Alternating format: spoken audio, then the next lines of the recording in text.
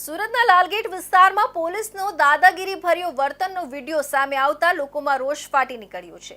Hotel માલિક સાથે police staff કેવી રીતે ઉગ્ર રીતે વર્તે છે તે વિડીયો સોશિયલ મીડિયામાં વાયરલ થયો છે। સ્થાનિકોનો આક્ષેપ છે કે વિસ્તારમાં ખુલ્લેઆમ દારૂ વેચાય છે, છતાં પોલીસ માત્ર હપ્તા માટે જ આવી તપાસ કરે છે।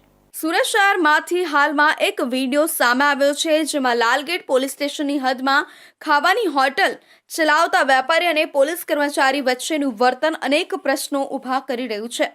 વિડીયો વાયરલ થતાં શહેરમાં ચર્ચાનું તોફાન ઊભું થયું છે।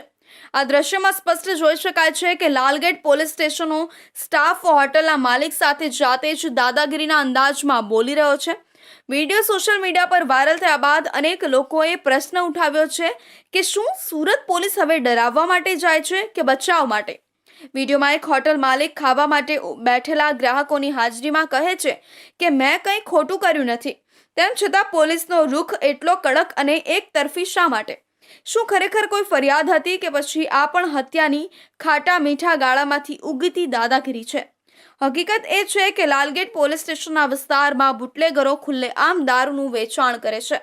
આ બાબતે નાગરિકોનો આક્ષેપ છે કે પોલીસ હપ્તા લે છે અને એ માટે જ અસલી ગુનેગારો સામે આંખ મૂંછી લે છે, જ્યારે નાના વેપારીઓને ટાર્ગેટ કરાય છે।